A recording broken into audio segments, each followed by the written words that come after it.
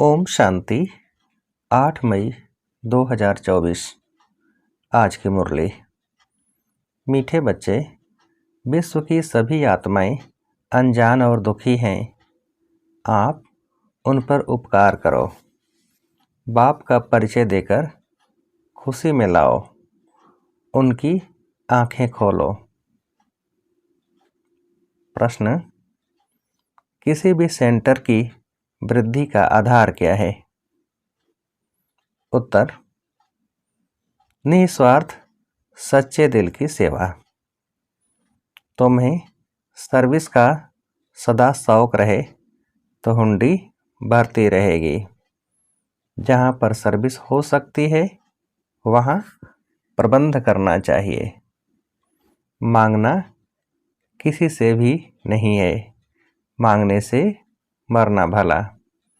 आपे ही सब कुछ आएगा। तुम बाहर वालों की तरह चंदा इकट्ठा नहीं कर सकते। मांगने से सेंटर जोर नहीं भरेगा, इसलिए बिगर मांगे सेंटर को जमाओ। ओम शांति। रूहानी बच्चे यहाँ बैठे हैं।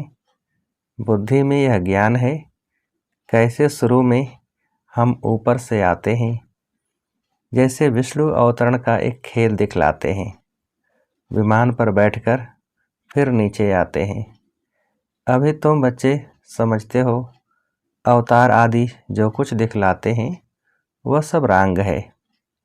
अभी तुम समझते हो हम आत्माएं असल में कहाँ के रहने वाले हैं, कैसे ऊपर से फिर यहाँ आते हैं, कैसे 84 जन्मों का पाठ बजाते पतित बनते हैं।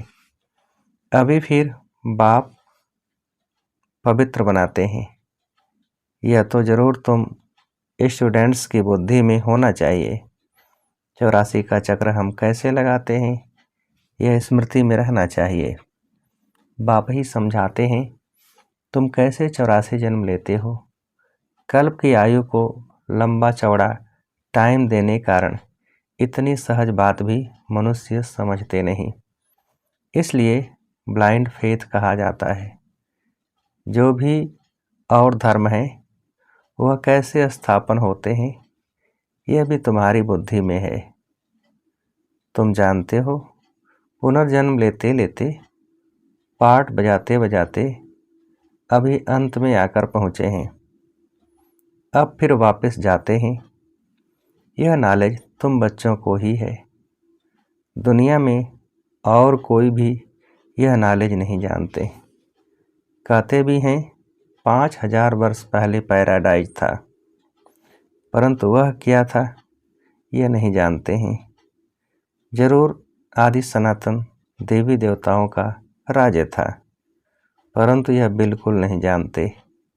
तुम समझते हो हम भी पहले कुछ नहीं जानते थे। और धर्म वाले ऐसे थोड़े ही हैं कि अपने धर्म स्थापक को नहीं जानते। तुम अभी जानकार नॉलेजफुल बने हो, बाकी सारी दुनिया अनजान है। हम कितने समझदार बने थे, फिर अब बेसमझ अनजान हो गए हैं। मनुष्य होकर अथवा एक्टर्स होकर हम नहीं जानते थे। नॉलेज का प्रभाव देखो कैसा है, यह तुम ही जानते हो। तो बच्चों को अंदर में कितना गदगद होना चाहिए। जब धारणा हो तभी अंदर में वह खुशी आए। तुम जानते हो हम शुरू में कैसे आए, फिर कैसे शूद्र कुल से ब्राह्मण कुल में ट्रांसफ़र हुए। यह सृष्टि का चक्र कैसे फिरता है सो तुम्हारे सिवाय दुनिया में कोई भी जानता नहीं है। अंदर में यह ज्ञान डांस होना चाहिए। बाबा हमको कितनी वंडरफुल नॉलेज देते हैं, जिस नॉलेज से हम अपना वर्षाल पाते हैं। लिखा हुआ भी है इस राजयोग से मैं तुमको राजाओं का राजा बनाता हूँ, परंतु कुछ समझ में नहीं आता था। अभी बुद्धि में सारा राज आ गया है। हम शूद्र से अब सो ब्राह्मण बनते हैं। यह मंत्र भी बुद्धि में है। हम सो ब्राह्मण फिर देवता बनेंगे, फिर हम उतरते उतरते नीचे आते हैं। कितना पुनर्जन्म लेते चक्र लगाते हैं। यह नॉलेज बुद्धि में रहने कारण खुशी भी रहनी चाहिए। औरों को भी यह नॉलेज कैसे मिले, कितने ख्यालात चलते रहते हैं, कैसे सबको बाप का परिचय दें। तुम ब्राह्मण कितना उपकार करते हो, बाप भी उपकार करते हैं ना। जो बिल्कुल ही अनजान हैं उन्हों को सदा सुखी बनाएं, आंखें खोलें। खुशी होती है ना।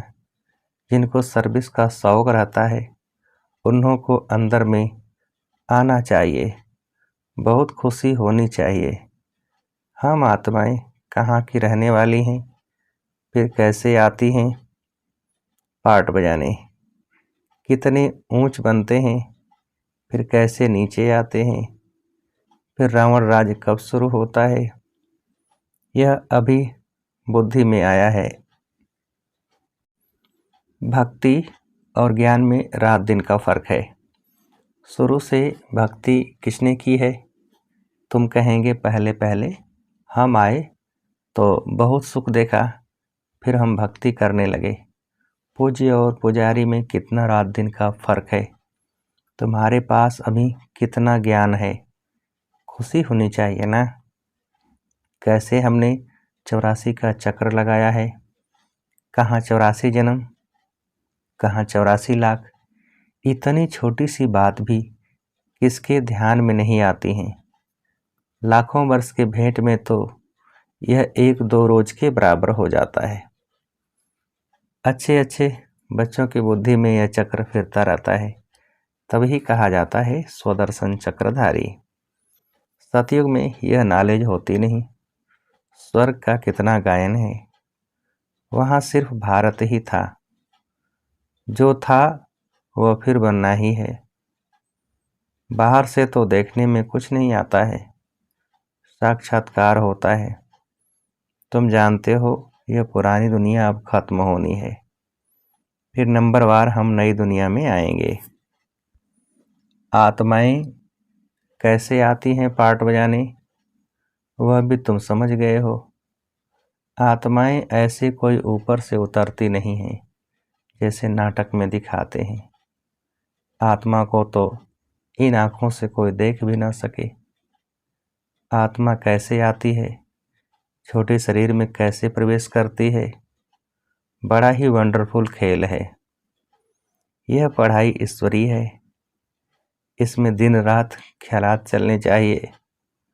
हम एक बार समझ लेते हैं, जैसे कि देख लेते हैं कि हैं, फिर वर्णन करते हैं। आगे जादू वाले लोग बहुत चीज़ें निकाल दिखाते थे। बाप को भी जादूगर, सौदागर, रत्नाकर कहते हैं ना। आत्मा में ही सारा ज्ञान ठहरता है, आत्मा ही ज्ञान सागर है। बल कहते हैं परमात्मा ज्ञान का सागर है, परंतु वह कौन है, कैसे वह जादूगर है, यह किसको भी पता नहीं है। आगे तुम भी नहीं समझते थे, अभी बाप आकर देवता बनाते हैं। अंदर में कितनी खुशी होनी चाहिए। एक बाप ही नॉलेजफुल है, हमको पढ़ाते भी हैं। यह सिर्फ तुम बच्चे ही जानते हो। यह दिन रात अंदर में सिमरन चलना चाहिए। यह बेहद के नाटक का नॉलेज सिर्फ एक बाप ही सुना सकते हैं, और कोई सुना न सके। बाबा ने देखा थोड़े ही है, परंतु उनमें सारी नॉलेज है। बाप कहते हैं मैं सतयुग त्रेता में तो नहीं आता हूँ, परंतु नॉलेज सारी सुनाता हूँ। वंडर लगता है ना। जिससे कभी पार्ट ही नहीं लिया वह कैसे बतलाते हैं, जिसने कभी पार्ट ही नहीं लिया वो कैसे बतलाते हैं। बाप कहते हैं मैं कुछ भी देखता नहीं हूँ, न मैं सतयुग त्रेता में आता हूँ, परंतु मेरे में नॉलेज कितनी अच्छी है जो मैं एक ही बार आकर तुमको सुनाता हूँ। तुमने पार्ट बजाया, तुम जानते नहीं हो, और जिसने पार्ट ही नहीं बजाया है वह सब सुनाते हैं। वंडर है ना। हम जो पार्टधारी हैं हम कुछ नहीं जानते, और बाप में कितनी सारी नॉलेज है। बाप कहते हैं मैं थोड़े ही सतयुग त्रेता में आता हूँ जो तुमको अनुभव सुनाऊं। ड्रामा अनुसार बिगर देखे अनुभव किए सारी नॉलेज देते हैं। कितना वंडर है, मैं पार्ट बजाने आता ही नहीं और तुमको सारा पार्ट समझाता हूँ, इसलिए ही मुझे नॉलेजफुल कहते हैं। तो बाप कहते हैं, अब मीठे मीठे बच्चों, अपनी उन्नति करनी है तो अपने को आत्मा समझो। यह है खेल, तुम फिर भी ऐसे ही खेल करेंगे, देवी देवता बनेंगे, फिर अंत में चक्र लगाए मनुष्य बनेंगे। वंडर खाना चाहिए ना। बाबा में यह नॉलेज कहाँ से आई? उनका तो कोई गुरु भी नहीं। ड्रामा अनुसार पहले से ही उनमें पार्ट बजाने की नूंद है। इसको कुदरत कहेंगे ना। हर एक बात वंडरफुल है, तो बाप बैठ नई नई बातें समझाते हैं। ऐसे बाप को कितना याद करना चाहिए। 84 के चक्र को भी याद करना है। ये राज भी बाबा ने ही समझाया है। विराट रूप का चित्र कितना अच्छा है। जो लक्ष्मी नारायण अथवा विष्णु का चित्र बनाते हैं वही दिखाते हैं हम कैसे 84 जन्मों में आते हैं। हम सो देवता, फिर क्षत्रिय, वैश्य, फिर शूद्र। ये सिमरण करने में क्या कोई तकलीफ है? बाप है नॉलेजफुल, कोई से पढ़ा थोड़े ही है, न शास्त्र आदि ही पढ़ा है। बिगर कुछ भी पढ़े, बिगर गुरु किए इतनी सारी नॉलेज बैठ सुनाए, ऐसा तो कभी देखा नहीं। बाप कितना मीठा है। भक्ति मार्ग में कोई किसको मीठा समझेंगे। जिसको जो आता है उनकी पूजा करने लग पड़ते हैं। बाप बैठ सब राज समझाते हैं। आत्मा ही आनंद स्वरूप है, फिर आत्मा ही दुख रूप छीछी बन जाती है। भक्ति मार्ग में तो कुछ भी तुम नहीं जानते थे, मेरी कितनी महिमा करते हैं, परंतु जानते कुछ भी नहीं। यह भी कितना वंडरफुल खेल है। यह सारा खेल बाबा ने समझाया है। इतने चित्र, सीढ़ी आदि के कभी देखे भी नहीं थे, अब देखते हैं, सुनते हैं तो कहते भी हैं यह ज्ञान तो यथार्थ रीति है, परंतु काम महाशत्रु है, इस पर जीत पानी है। तो यह सुनकर ढीले पड़ जाते हैं। तुम कितना समझाते हो, समझते ही नहीं। कितनी मेहनत लगती है यह भी जानते हैं। कल पहले जिन्होंने समझा था वही समझेंगे। दैवी परिवार वाले जितने बनने वाले होंगे उन्हों को ही धारणा होगी। तुम जानते हो हम श्रीमत पर राजधानी स्थापन करते हैं। बाप का डायरेक्शन है, औरों को भी आप समान बनाओ। बाप सब ज्ञान सुना रहे हैं, तुम भी सुना रहे हो, तो जरूर यह शिव बाबा का रथ भी सुना सकता होगा, परंतु अपने को गुप्त कर देते हैं। तुम शिव बाबा को ही याद करते रहो। इनकी तो उपमा यानी महिमा भी नहीं करनी है। सर्व का सद्गति दाता, माया की जंजीरों से छुड़ाने वाला एक ही है। बाप कैसे बैठ तुमको समझाते हैं, यह तुम बच्चों के सिवाय और कोई को पता ही नहीं है। मनुष्य यह भी नहीं जानते हैं कि रावण क्या चीज़ है। हर वर्ष जलाते ही आते हैं। एफीजी तो दुश्मन का बनाया जाता है ना। तुमको अभी पता पड़ा है कि रावण भारत का दुश्मन है, जिसने भारत को कितना दुखी कंगाल बना दिया है। अभी 5 विकारों रूपी रावण के पंजे में फंसे हुए हैं। सभी 5 विकारों रूपी रावण के पंजे में फंसे हुए हैं।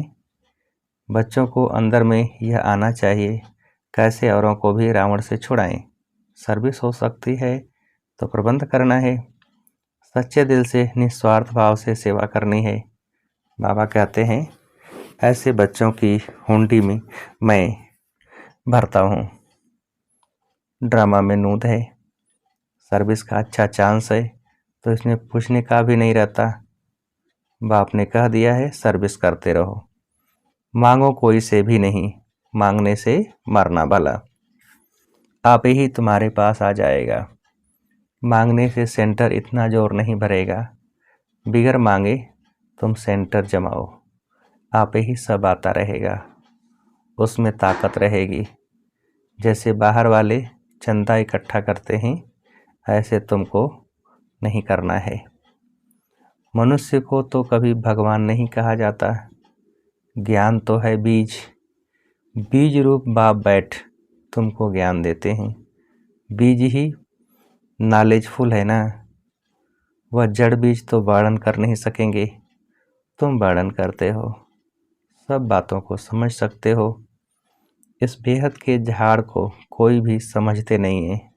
तुम अनन्य बच्चे जानते हो, नंबरवार पुरुषार्थ अनुसार बाप समझाते हैं माया भी प्रबल है, कुछ सहन भी करना पड़ता है। कितने कड़े कड़े विकार हैं। अच्छे अच्छे सर्विस करने वालों को चलते चलते ऐसी माया की चमाट लग जाती है, कहते हैं हम तो गिर गए। सीढ़ी ऊपर चढ़ते चढ़ते नीचे गिर पड़ते हैं, तो की कमाई सारी चट हो पड़ती है। दंड तो जरूर मिलना चाहिए। बाप से प्रतिज्ञा करते हैं, ब्लड से भी लिख कर दिया, फिर भी गुम हो गए। बाबा पक्का करने के लिए देखते भी हैं, इतनी युक्तियां करते हुए भी फिर दुनिया की तरफ चले जाते हैं। कितना सहज समझाते हैं। पाठधारी को अपने पाठ का ही सिमरण करना चाहिए, अपना पाठ कोई भूल थोड़े ही सकता है। बाप तो रोज रोज भिन्न भिन्न प्रकार से समझाते रहते हैं। तुम भी बहुतों को समझाते हो, फिर भी कहते हैं हम बाबा के सम्मुख जाएं। बाप का तो वंडर है, रोज मुरली चलाते हैं, वह है निराकार, नाम रूप देश काल तो है नहीं, फिर मुरली कैसे सुनाएंगे। वंडर खाते हैं, फिर पक्के होकर रोज आते हैं। दिल होता है ऐसा बाप वर्षा देने आए हैं, उनसे मिलें। इस पहचान से आकर मिलें तो बाप से ज्ञान रत्न धारण कर सकें, श्रीमत को पालन कर सकें। अच्छा, मीठे मीठे से खेलते बच्चों प्रति माता पिता बाप दादा का याद प्यार और गुड मॉर्निंग। रूहानी बाप के रूहानी बच्चों को नमस्ते। हम रूहानी बच्चों की रूहानी बाप को नमस्ते। धारणा के लिए मुख्य सार, पहली पॉइंट, ज्ञान को जीवन में धारण कर खुशी में गदगद होना है। वंडरफुल ज्ञान और ज्ञानदाता का सिमरण कर ज्ञान डांस करना है। दूसरी पॉइंट, अपने पाठ का ही सिमरण करना है, दूसरे के पाठ को नहीं देखना है। माया बड़ी प्रबल है, इसलिए खबरदार रहना है। अपनी उन्नति में लगे रहो, सर्विस का शौक रखो। वरदान, अच्छाई पर प्रभावित होने के बजाय उसे स्वयं में धारण करने वाले परमात्मा स्नेही भव। विस्तार, अगर परमात्मा स्नेही बनना है तो बॉडी कॉन्शियस की रुकावटों को चेक करो। कई बच्चे कहते हैं ये बहुत अच्छा या अच्छी है, इसलिए थोड़ा रहम आता है। कोई का किसी के शरीर से लगाव होता है, तो कोई का किसी के गुणों व विशेषताओं से, लेकिन वह विशेषता व गुण देने वाला कौन। कोई अच्छा है तो अच्छाई को धारण भले करो, लेकिन अच्छाई में प्रभावित नहीं हो जाओ। न्यारे और बाप के प्यारे बनो। ऐसे प्यारे अर्थात परमात्मा स्नेही बच्चे सदा सेफ रहते हैं। स्लोगन, साइलेंस की शक्ति इमर्ज करो तो सेवा की गति फास्ट हो जाएगी। साइलेंस की शक्ति इमर्ज करो तो सेवा की गति फास्ट हो जाएगी। अच्छा, ओम शांति।